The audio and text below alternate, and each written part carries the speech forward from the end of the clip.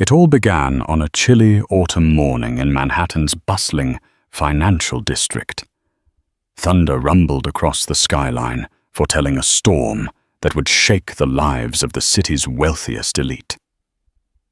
Christopher Wellington. A self-made millionaire stepped onto the polished marble floors of an imposing courthouse, a smirk playing on his lips. He believed he was untouchable. Yet behind him, a woman with trembling hands and tear-filled eyes clutched a faded photograph of their child. She was about to challenge the titan, forcing him to admit a truth he had long denied. She was not merely a woman he once loved. She was the mother of his child. Christopher Wellington's life was the very definition of opulent success. Born in a small suburban town in upstate New York, he had clawed his way up from a modest upbringing to become a key player in the Manhattan real estate scene. At 36, he had a net worth reported by no less than Forbes to be in the hundreds of millions. His tall, imposing figure and sharp features made him the poster child for every magazine cover featuring success stories. He was a man who exuded confidence, a walking testament that the American dream was not just a myth. From dawn until midnight, Christopher's world revolved around constructing his empire, multi-million-dollar real estate developments, a chain of boutique hotels from Miami to the Hamptons, and a growing string of tech startups that he funded through aggressive venture capital partnerships. He was a man at the top of his game, always surrounded by admirers, employees, and an entourage of legal and financial advisors who shielded him from the petty problems plaguing most ordinary people. Yet if one were to look closer, they would see hairline cracks in his carefully sculpted life. His extravagant lifestyle, an apartment on Fifth Avenue, a penthouse in Dubai, a private yacht named Seize the Day, all hinted at a man obsessed with projecting an image of perfection, power, and wealth. He rarely stayed still, hopping from meeting to meeting, from dinner to dinner, forever hungry for more deals to conquer and more profitable opportunities to seize. Christopher had a father who had run a small hardware store. His mother had worked as a nurse at the local hospital. They had managed to send him to a decent public school, and from there Christopher earned scholarships that propelled him to Columbia University. He never lost sight of how hard he had worked to get out of the suburbs, but somewhere along the way, the virtues of humility and gratitude had become overshadowed by ambition and pride. People whispered that he was ruthless, an unstoppable force who would use any means necessary to secure a winning deal. In boardrooms, he was known for his unwavering stance. When Christopher Wellington wanted something, he did not stop until it was his. This attitude, so effective in business, bled over into his personal life. Women were occasional accessories to him.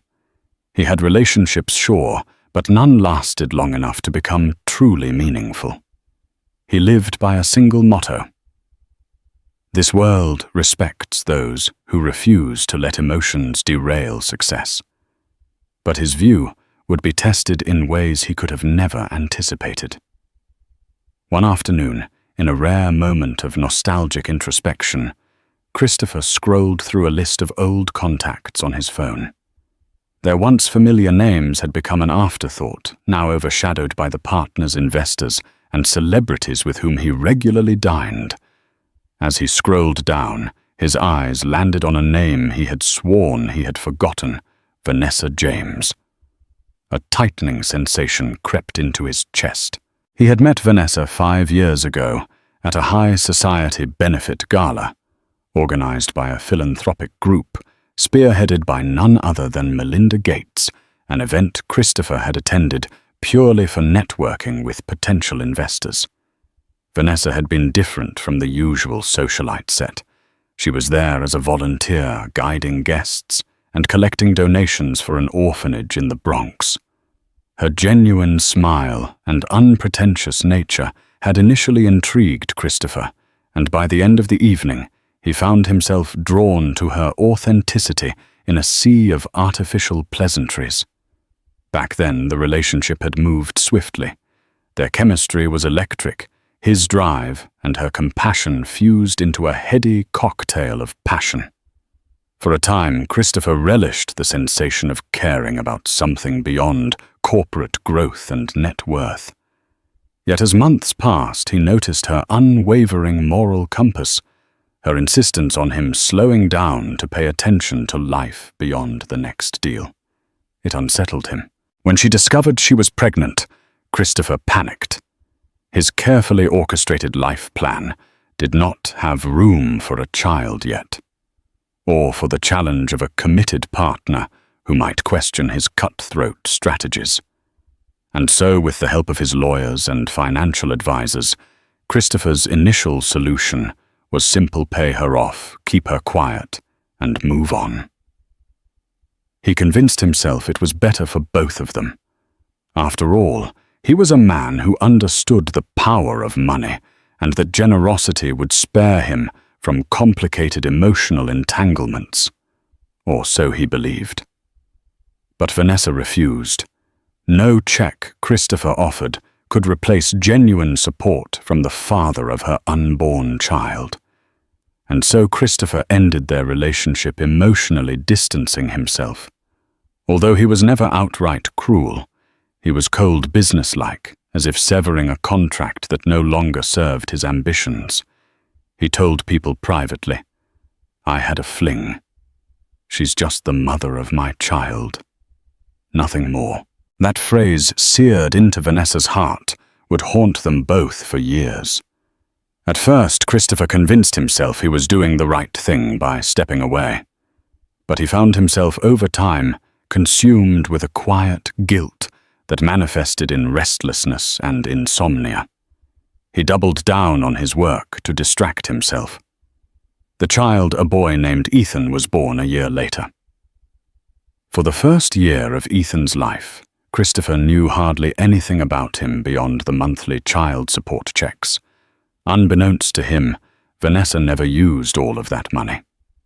She worked 2 jobs, one as a physical therapist in a local clinic, and another as an online wellness coach, refusing to rely fully on Christopher's funds. Their lives might have continued in this distant, uneasy arrangement, had it not been for a fateful series of events that catapulted them back into each other's orbits. And soon everything Christopher thought he knew about love, commitment, and financial security would be challenged by a single, bold confrontation in court. In the months leading up to that autumn morning in Manhattan, the city had become a crucible for Christopher. Real estate prices were skyrocketing. The competition was stiffening, and regulators began to crack down on unorthodox development practices. Christopher's empire, though still imposing, was precariously balanced. He found himself leaning more heavily on his chief financial officer, Gabriel Nozick, and his star attorney, a high-powered litigator named Caroline Bentham. They had guided him through countless negotiations and potential lawsuits, but Caroline sensed he was more on edge than usual. He attributed his anxiety to the precarious deals on the table, but in the quiet moments late at night in his marble-floored penthouse, he acknowledged a whisper in the back of his mind. Regret.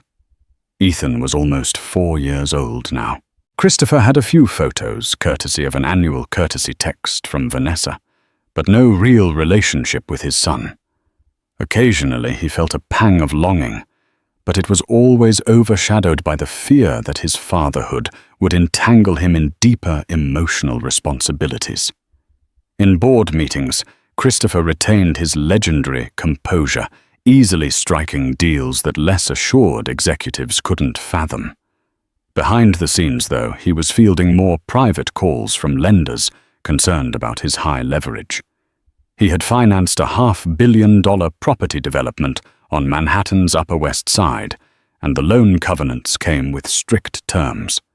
If any scandal touched him, if his carefully sculpted creditworthiness took a hit, the entire deal could unravel. Caroline's voice nagged at him. "Stay out of public drama." Keep your record clean. One Friday evening, an unsettling rumor reached Christopher. A tabloid journalist from the New York Post was digging into his personal life. The rumor said the journalist had been trailing Vanessa, suspecting she might hold secrets about Christopher's private dealings. The last thing Christopher wanted was for his name and the fact he had fathered a child out of wedlock to become fodder for the paparazzi. If the tabloids discovered Vanessa, they might also discover the hush money Christopher had tried to give her to ease him out of the picture. That scandal, particularly in an environment of heightened corporate scrutiny, could imperil everything he had built. Desperate to quash the rumor, Christopher reached out to Vanessa. It was their first direct conversation in nearly 2 years. His tone, polished and formal, asked if she had been approached by any reporters and suggested that for her benefit and the child's, she should remain silent. Vanessa, furious and insulted, promptly ended the call. She had spent years struggling to make ends meet, raising Ethan with minimal support, monetary sure, but no fatherly presence. Now that Christopher had chosen to reach out, his only concern appeared to be his public image. Not a day after that conversation, Christopher received a summons to appear in family court. At first, he believed it was related to child support. But as he leafed through the documents, he realized Vanessa had initiated proceedings to legally establish paternity rights and demand shared responsibility for Ethan's well-being and possibly more. There was mention of a custody arrangement, plus potential compensation for emotional distress she had suffered. In the eyes of Christopher's legal team, this was a threat that could escalate into a very messy public affair. He tried to instruct Caroline to settle out of court. But suspiciously, Vanessa's filing included allegations that Christopher had coerced her to sign disclaimers, limiting her rights. If that part were true, it was borderline illegal and unethical. Facing these realities, Christopher felt cornered. The man who had always controlled every variable in his life faced a factor he could not simply buy or outmaneuver the moral and legal impetus of fatherhood. The upcoming hearing loomed an ominous cloud that threatened to release a downpour of scandal. In the safe confines of his penthouse, he began to realize that money could no longer shield him. The day he would walk into that courthouse and confront Vanessa in person again, after years of deliberate distance, was fast approaching.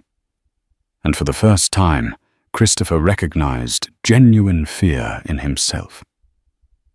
The man who had bested CEOs and real estate tycoons was now at the mercy of a single woman's pursuit of justice for a child he had mostly ignored. Before the tensions and looming court dates, there was once something resembling love. At the philanthropic gala, where they met, Christopher had been drawn to Vanessa's sincerity.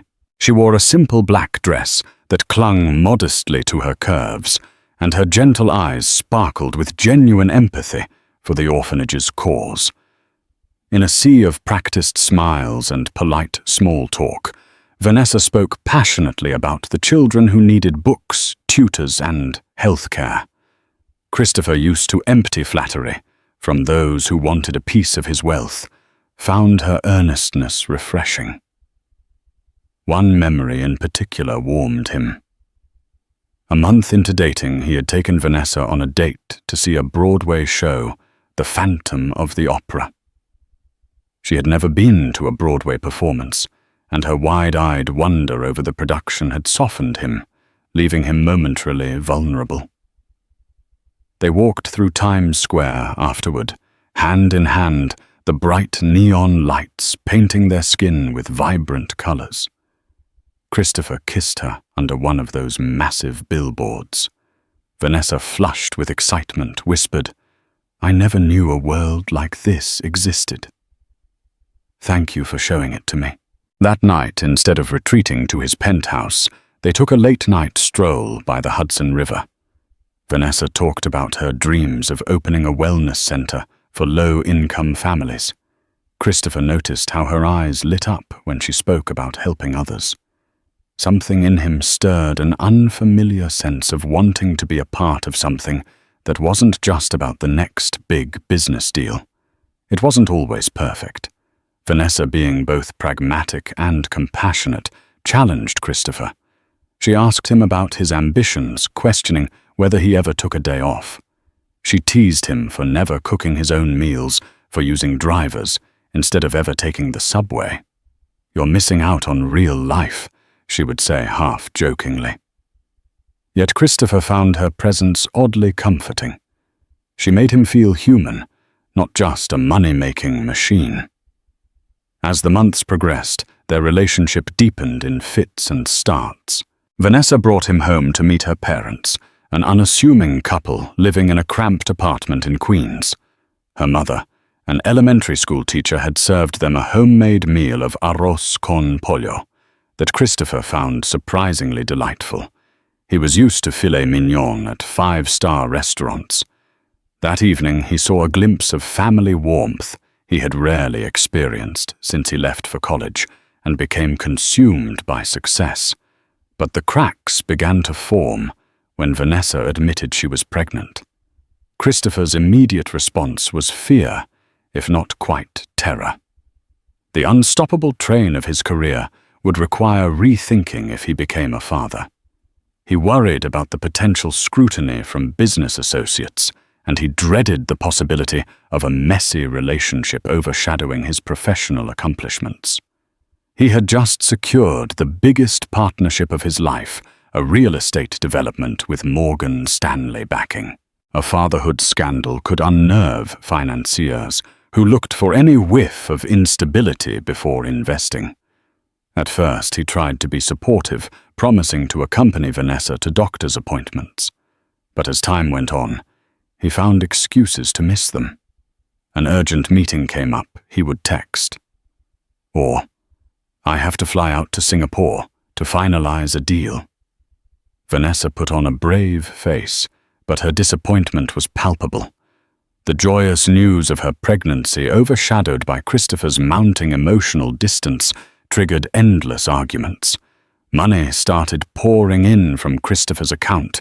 He wanted to ensure she never lacked medical care. But what Vanessa needed more than money was his presence and emotional investment. As Vanessa neared her second trimester, Christopher's behavior hardened. He began discussing options. He mentioned that if she chose not to keep the baby, he would understand. Vanessa was horrified by his callousness. She'd never considered that possibility. She recognized that Christopher was deeply afraid of losing what he thought made him powerful: his freedom, his brand, his unstoppable momentum. They argued intensely, and Vanessa ultimately moved out of the apartment he had leased for her in Midtown, returning to her parents' place. By the time Ethan was born, any semblance of romance between them had withered. Christopher had arranged for a private hospital suite and offered to cover all expenses, but he was not present. He was in Tokyo finalizing a high-stakes deal with a group of international investors. Vanessa cried alone in that hospital suite, listening to the coos and cries of her newborn son, uncertain about how a fatherless future for him might look. In the days that followed, Christopher maintained a cold distance. Though the monthly wire transfers arrived, he rarely called. Vanessa wrote him a few letters, asking for him to at least acknowledge Ethan, to send a toy or a note. When no response came, she gave up. Now, 5 years after that lonely day in the hospital, the remnants of their once budding love story would erupt into a legal confrontation that neither had truly anticipated. Ethan James Wellington, or just Ethan James as Vanessa chose to have him registered, was an observant child. Though he was only 4 going on 5, his big brown eyes soaked in the world like a sponge. He didn't understand why his father wasn't around, but he asked questions from time to time. "Mommy, "Do I have a dad?" he once asked, turning those inquisitive eyes up at Vanessa holding a half-eaten peanut butter sandwich. Vanessa had paused, searching for the right words. "Yes, sweetheart, you do," she replied softly. "But he's busy with work right now." It was the gentlest explanation she could manage, though she knew the day was coming when Ethan would need a fuller truth. Despite her hardships, Vanessa strove to give Ethan a happy childhood. She found a supportive network in the local community center, enrolled Ethan in preschool, and made sure to supplement with reading time each night. She taught him kindness by example, bringing groceries to an elderly neighbor, donating spare clothes to the church basement collection. Ethan was growing up surrounded by empathy and warmth, even if he lacked a father figure at home. Still, the financial burden weighed on her. Christopher's child support check arrived monthly, but Vanessa did not want to rely solely on those funds. She wished to instill in Ethan the same work ethic and sense of responsibility that had guided her life. She balanced her physical therapy shifts at a local clinic with her budding online wellness coaching business, often leaving her exhausted. Yet she pressed on, fueled by love for her son. On weekends, Vanessa took Ethan to the park. He loved the swings, the sensation of flight, as he soared through the air, legs pumping to go higher. Sometimes she'd catch a wistful expression on his face, a longing that maybe she couldn't fill. She suspected it was for a father. In the evenings after Ethan fell asleep, Vanessa sometimes found herself scrolling through social media, glimpsing Christopher's lavish life. She saw photos of him at red carpet events, laughing in the company of supermodels and famous business moguls. The shimmering world of wealth he inhabited felt a galaxy away from her modest reality. A flurry of emotions would coil in her chest: anger, resentment, heartbreak, and that lingering trace of love she wished she could shake. It was during one of those late nights that Vanessa began drafting a letter to Christopher, an appeal not for money, but for fatherly involvement. She poured her heart out on the page, describing Ethan's personality, the funny things he did, how he painted pictures of big buildings with someone tall standing next to him. She mailed it to Christopher's office, never expecting a response. Weeks later, a note came back, but not from Christopher. It was from his attorney, Carolyn Bentham. It read, "Mr. Wellington acknowledges receipt of your communication. However, any further contact should be addressed through my office to ensure clarity and proper documentation." That was the moment Vanessa realized Christopher had erected an impenetrable fortress around himself, one guarded by legal and financial advisors who protected him from any emotional vulnerability. This cold, legal reply ignited a resolve in Vanessa. She did not want Ethan to grow up internalizing that his father saw him as a burden, or worse, as a mere financial transaction. So she contacted a local advocacy group that helped single parents navigate family court. With their counsel, she decided to challenge Christopher in court, not for more child support, but for the emotional and legal rights Ethan deserved.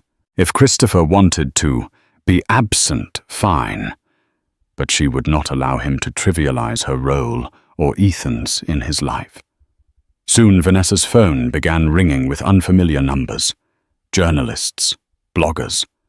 Somehow word had leaked that a single mother was challenging a New York real estate mogul over parental involvement. Vanessa refused to comment, not wanting to drag her son into the glare of the tabloids. She turned to the group Mothers for Justice, an organization co-founded by prominent attorney Gloria Allred. Though Allred herself was busy with high-profile cases, one of her associates offered guidance on how to handle the legal intricacies. Vanessa's objective was never to humiliate Christopher in the press. She only wanted to ensure Ethan would not be left in limbo. Yet the media frenzy escalated. By the time Christopher decided to call her for the first time in 2 years, it was too late. The wheels of the court system were in motion. A judge would decide if Ethan deserved more than a monthly check, and if Christopher wanted to maintain the illusion that Vanessa was just the mother of my child, the legal reckoning might prove otherwise. Ethan, blissfully unaware of the storm brewing around him, continued to draw pictures of tall buildings with stick-figure families, perhaps unconsciously reflecting the father he'd never truly met. As the hearing date approached, Vanessa prepared herself for the trial of her life, one that would determine not just financial support, but who her son would become, and how he would remember the father who had once shut them out. At dawn on the day he received the court summons, Christopher awoke in his penthouse with a heavy sense of foreboding. The official envelope sat on his kitchen counter, a silent threat to the life he'd meticulously curated. The wording was painfully explicit. Vanessa was pursuing not only formalized child support, but also a possible custody arrangement. She was even open to shared custody if he wanted to be in Ethan's life. If not, she wanted the court to ratify that arrangement in black and white, ensuring he couldn't just reappear and disrupt Ethan's world whenever it suited him. Christopher's first call was to Caroline Bentham. The call crackled on speaker as he paced his living room, the Manhattan skyline visible through floor-to-ceiling windows. Caroline's voice was calm, but beneath it lay a note of irritation. She had warned him this might happen. "Christopher, I strongly suggest we handle this delicately," Caroline said. "We should avoid making Vanessa seem sympathetic to the public. Right now, her legal position paints her as a devoted mother, just trying to protect her child. We can't have a media circus, especially not with your big development deal on the line." Christopher sipped his black coffee. His jaw clenched. "Is there no way to settle this quietly? I'd pay her more if she needs it. Shut down any further press coverage." Caroline sighed audibly. "We've tried that. She's not after hush money, she wants a legal framework for your responsibilities, and given your previous disclaimers and the hush funds, there's a whiff of unethical behavior that could come out in court." Silence settled over them for a moment. Christopher grimaced. He felt cornered, a sensation he despised. "So what's our strategy, Caroline?" "First, we aim for mediation. If we can show that you're willing to negotiate a fair custody arrangement, the judge might view you more favorably. If it goes to trial, we present that you've made consistent financial contributions. Legally, you haven't been absent, at least monetarily. That counts.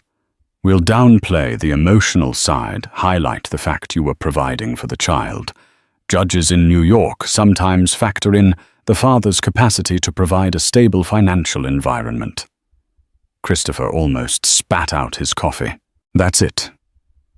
We just point out I gave her money. You were within your rights to manage your personal life as you saw fit."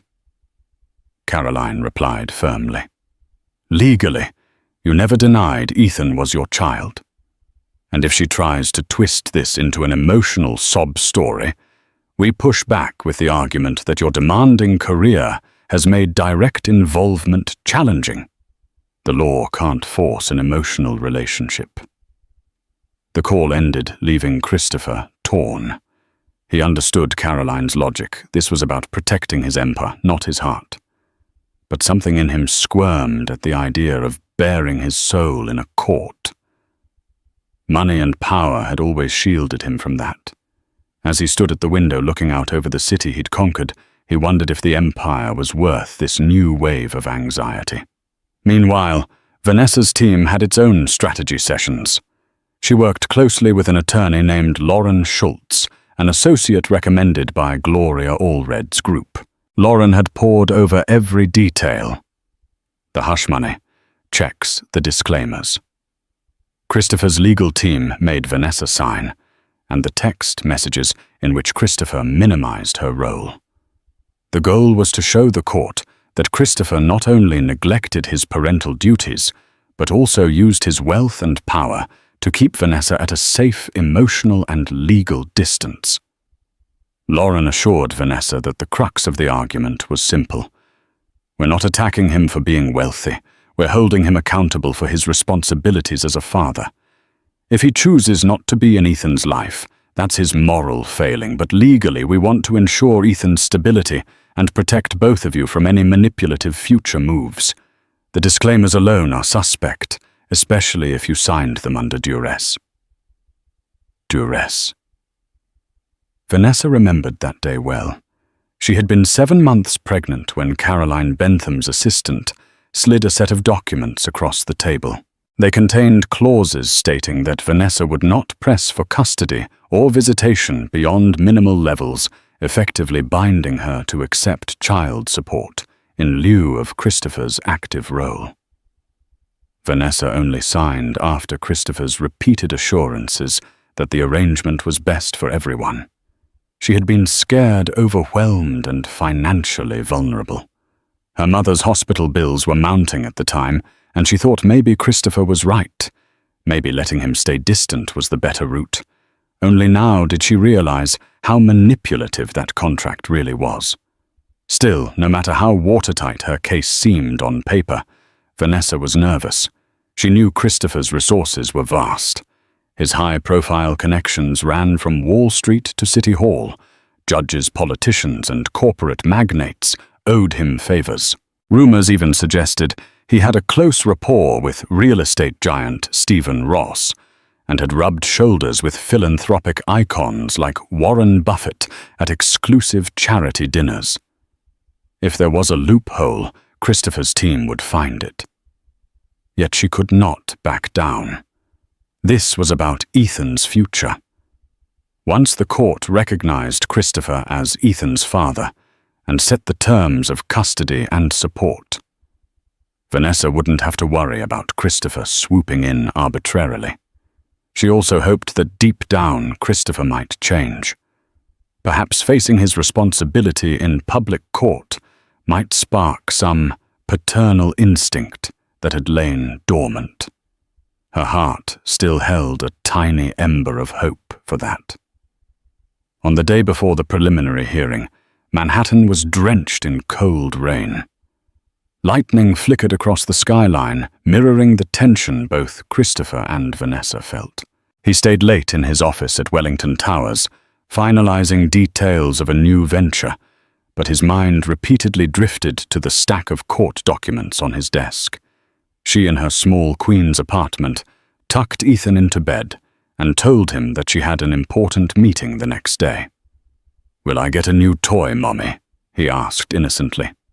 A pang stabbed her heart as she leaned in to kiss his forehead. "We'll see," she whispered. Little did either of them know that the hearing was only the start of a roller coaster that would test their boundaries, finances, and emotional endurance. The legal system would soon shine a harsh light on Christopher's methods, forcing him to confront truths he had spent years denying. And in the end, the one burden he never imagined shouldering would become the very debt that changed his life forever. The courthouse in Lower Manhattan stood like a grand stage where reputations could be made or broken.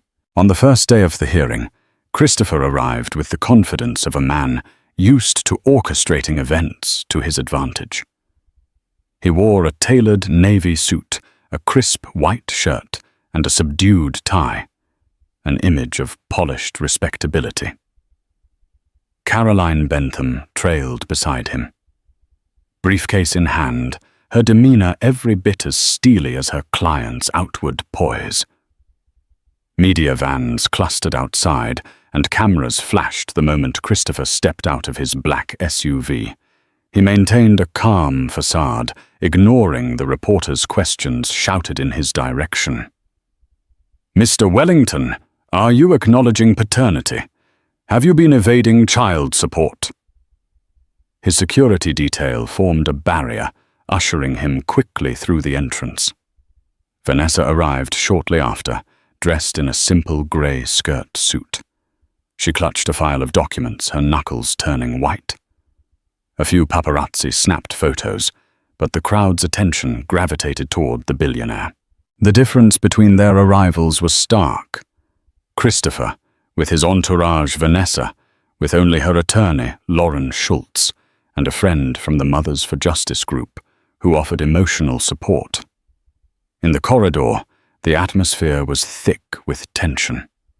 When Christopher and Vanessa locked eyes, a flurry of shared memories passed between them. The Broadway date, the hospital suite, the hush money. But there was no friendly greeting, only a polite, almost icy nod before they entered the courtroom. Judge Harriet G. Friedman presided, a woman with a reputation for fairness and disdain for theatrics. Her salt-and-pepper hair and austere black robes lent her an air of unassailable authority. "Let's begin," she said firmly, scanning the room with sharp eyes. Case number 4579C, Vanessa James versus Christopher Wellington, regarding paternity custody and support. Lauren spoke first, outlining Vanessa's position that Christopher had indeed been contributing financially, but had withheld active participation in Ethan's life, effectively limiting Ethan's rights to paternal support, both emotional and logistical. Lauren presented evidence of the disclaimers Vanessa had signed, noting the possibility of coercion. Caroline followed, stating that Christopher had never denied paternity and had fulfilled the financial obligations as he understood them. "My client is a busy man," Caroline emphasized, her voice confident. "But he has never shied away from providing for his child. There has been no violation of any law or moral standard that compels him to exceed what was mutually agreed upon by the parties." A murmur spread through the courtroom's gallery. Vanessa cast a glance at Christopher, hoping to see some flicker of regret or humanity. Instead, he stared straight ahead, lips pressed thin. Lauren continued. "We're asking the court to establish a parenting plan that ensures Ethan receives consistent parental support beyond the monetary." She cited examples father and son visitation decisions on education, healthcare, and more. "Ms. James believes Mr. Wellington can provide more than just a check. If he refuses to do so, then let the court formalize that refusal, so Ethan isn't left waiting for a father who might or might not show up." Judge Friedman leaned over her bench. "Mr. Wellington, do you dispute any of these claims of paternity?" Christopher stood, buttoning his suit jacket. "No. Your Honor, I do not. Ethan is my biological son." An audible gasp resonated from the back of the courtroom. Some reporters scribbled notes, hungry for a headline. Vanessa felt her heart skip a beat. He had admitted it publicly. "Very well," Judge Friedman said. "Since paternity is acknowledged, the question now is custody and support arrangements." She drummed her fingers on the bench. "This might be resolved through mediation, as is common in family court. However, if either party insists on a full hearing, we'll set dates." Ms. Schultz. "Ms. Bentham, do you believe mediation is feasible?" Lauren turned to Vanessa, who nodded slightly. Vanessa wanted more than a forced public spectacle if it could be avoided. Caroline, too, inclined her head in agreement. She wanted to keep this as contained as possible to avoid risking Christopher's business deals. Both parties agree to mediation. Friedman confirmed, marking notes in the file. "We'll reconvene next week to review progress. In the meantime, I advise you both to remain civil. The well-being of the child, Ethan, is paramount." Here. The gavel's sharp crack ended the session. Outside, reporters hounded them for comments. Mr. Wellington, what are your next steps? Ms. James is Mr. Wellington, refusing to see his child. Vanessa felt suffocated by the crush of people, but her friend from Mothers for Justice guided her through the throng. Christopher and Caroline strode in the opposite direction, cameras chasing them until the black SUV whisked them away. For Vanessa, the day had been draining, but also oddly empowering. At least now, Ethan's paternity was a matter of public record. Gone was the identity of just the mother of my child. She wasn't simply a shadow in Christopher's life anymore. Christopher returned to his office, where a new crisis awaited. Word had already spread across financial circles that Christopher Wellington was distracted by personal legal matters. A top investor was jittery, demanding reassurance that nothing would derail the property development. Christopher delivered a confident phone pitch, claiming that the hearing was a minor family dispute, soon to be resolved. But when he ended the call, he knew the investor's confidence was wavering. He stared out over the skyline. The city lights shimmering like ghosts of promises he'd made to himself. The unstoppable titan was suddenly forced to confront a reality where neither money nor intimidation could fully solve the problem. Between the first court session and the mediation, Christopher's life became a pressure cooker. He spent his days juggling anxious investors and restless board members, all the while preparing for the family court mediation sessions. He had done well at compartmentalizing his life until now, but the walls were closing in. Even his CFO, Gabriel Nozick, noticed Christopher's erratic temper in meetings. Investors worried that the rumored scandal might snowball, so Christopher had to put on a show of unwavering confidence, despite the emotional tension pulsing beneath his polished exterior. Meanwhile, Vanessa juggled her job at the clinic and her online wellness coaching, all while caring for Ethan, who was attending a half-day preschool program. She felt nerves thrumming under her skin as the mediation loomed. Despite the constant swirl of anxiety, she found solace in the unwavering support from her family friends, and especially the Mothers for Justice group. Mediation day arrived, and both sides met in a drab conference room in the courthouse. A long wooden table, fluorescent lighting, and a single pot of burnt-smelling coffee set the stage. The mediator, an older woman named Marjorie Lee, tried to break the ice with a professional smile. "Let's remember this is about the child's best interests," she began. "We're here to explore if an amicable agreement can be reached." Caroline kicked off the proceedings with a measured tone, stating Christopher's willingness to increase financial support. She slid a piece of paper across the table, detailing a substantial monthly figure, plus a trust fund for Ethan's future. Vanessa looked at it, her eyes scanning the large sum, but she remained composed. She replied calmly, "Money was never the main issue. We need clarity on custody and decision-making for Ethan." Lauren elaborated. "Ms. James wants a stable structure, joint legal custody so both parents can make decisions about Ethan's education, health, religion, and welfare. And if Mr. Wellington wants, he can opt for scheduled visitation." Christopher stiffened. "I can't commit to a fixed schedule. My business requires me to travel frequently." He glanced at Vanessa, then the mediator. "I'm not opposed to seeing my son, but it must be on flexible terms."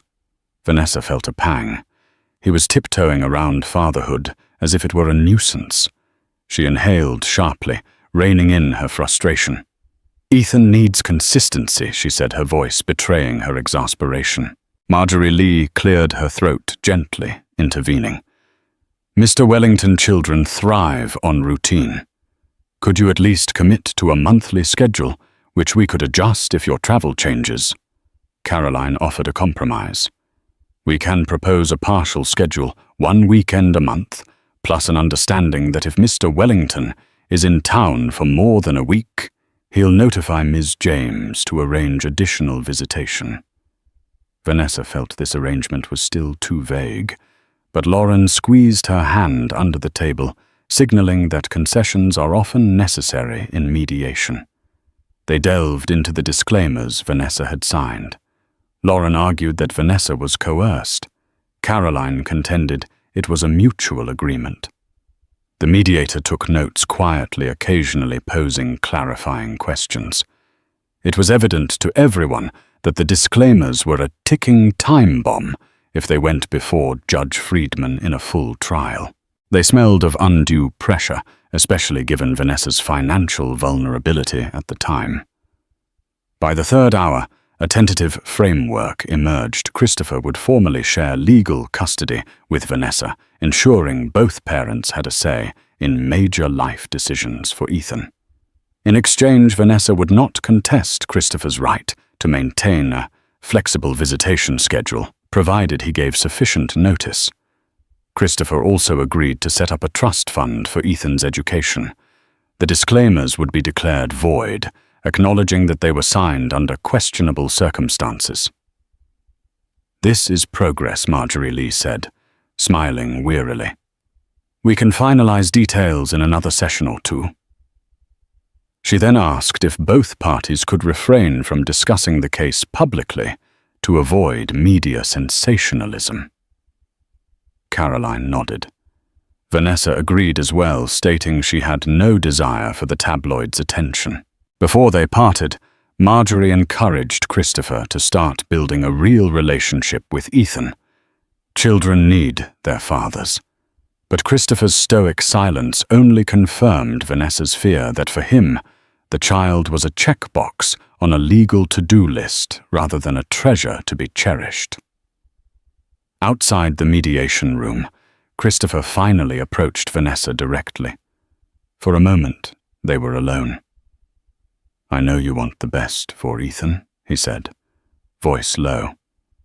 "I'm not trying to be the bad guy here. But my life, it's complicated. I never planned on being a father this way." Vanessa searched his face, looking for any flicker of genuine remorse or affection. All she saw was turmoil. "I'm not asking for perfection, Chris. Just don't treat him like an inconvenience." He exhaled as if battling an internal conflict. Then, without another word, he turned to join Caroline, disappearing into the bustling hallway. Vanessa felt a wave of mixed emotions. At least he admitted that Ethan was his son, both privately and publicly.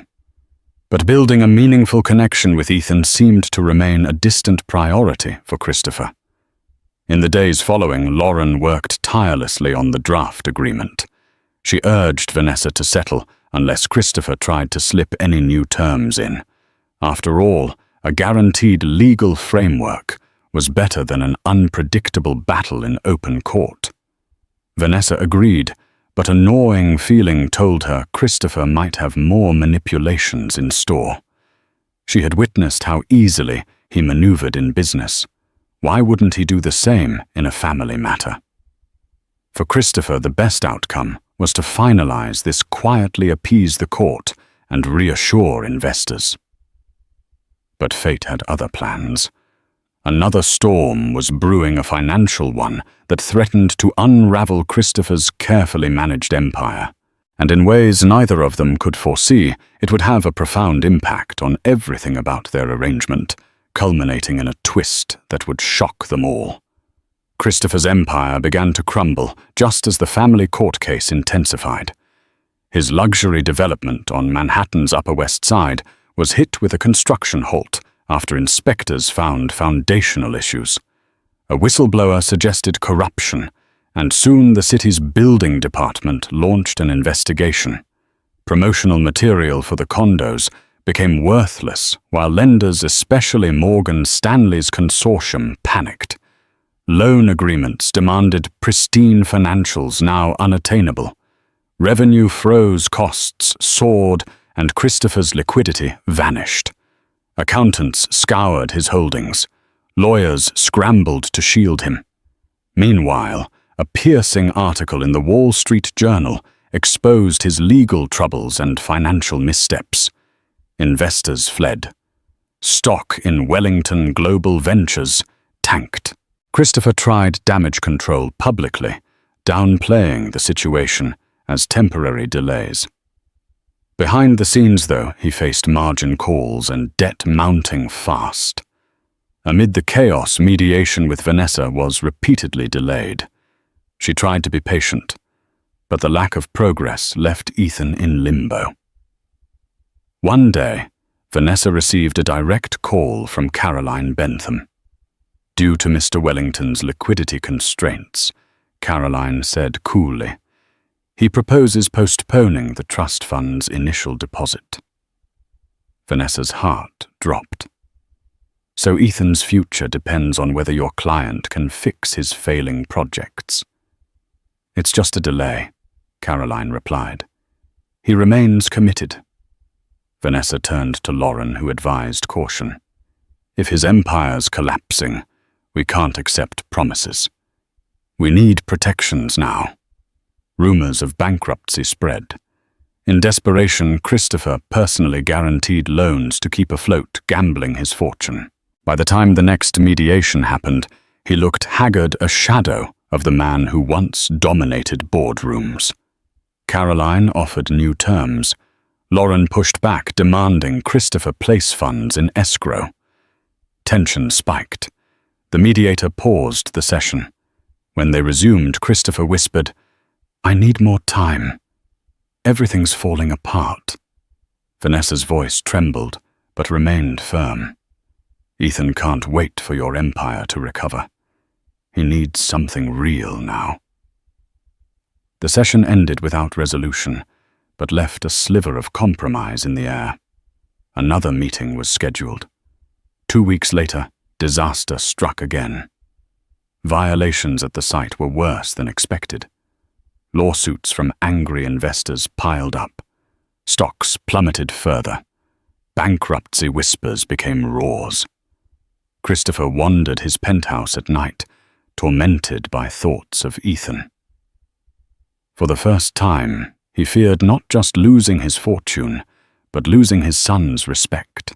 If everything fell apart, what would Ethan remember of his father?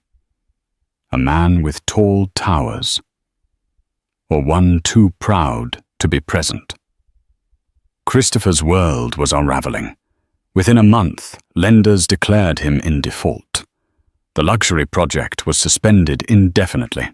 City fines piled up, and investor lawsuits loomed large. His name, once golden on Wall Street, now trended online beside words like fraud, collapse, and reckoning. In the middle of this chaos, Christopher walked into family court again, no longer the commanding mogul, but a man visibly defeated. His suit hung loose on his frame. The usual entourage was gone. Only Caroline Bentham remained by his side, her face a mask of tight-lipped professionalism. Across the aisle, Vanessa sat beside Lauren and a few supporters from Mothers for Justice. She watched Christopher with mixed emotions, relief that Ethan might finally receive justice and sorrow at seeing a man crumble under the weight of consequences he once thought beneath him. Judge Friedman wasted no time. "Mr. Wellington, we've reviewed the proposed custody terms. I understand your financial situation has changed significantly." Caroline stood. "Yes, Your Honor. Mr. Wellington remains committed to supporting his child, but requests reasonable accommodations given his current insolvency." Lauren rose to respond. "Your Honor, while we understand financial difficulties, Ethan's future cannot hinge on business recoveries.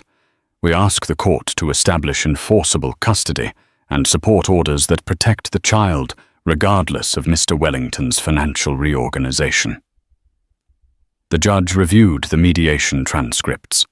The disclaimers signed by Ms. James were clearly the result of pressure, she stated. "They are void." Ms. James, what outcome do you seek? Vanessa stood calmly. I want Ethan to have stability. If Mr. Wellington chooses to be in his life, I welcome that, but not on vague terms. Ethan deserves consistency, not occasional appearances when convenient. Christopher spoke for the first time, his voice quieter than anyone had ever heard it. I never meant to hurt Ethan. I just didn't know how to be a father in the middle of all this. Judge Friedman looked directly at him. Mr. Wellington acknowledging paternity is the first step. But fatherhood is more than money, it's presence and accountability. Do you agree to a visitation schedule, however limited, to give Ethan something reliable? Christopher hesitated, then nodded. Yes. Once a month at minimum. More if I'm in town. The judge continued.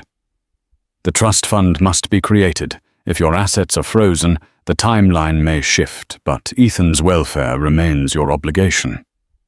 Then came the unexpected twist. The courtroom doors opened, and a man handed Judge Friedman a folder.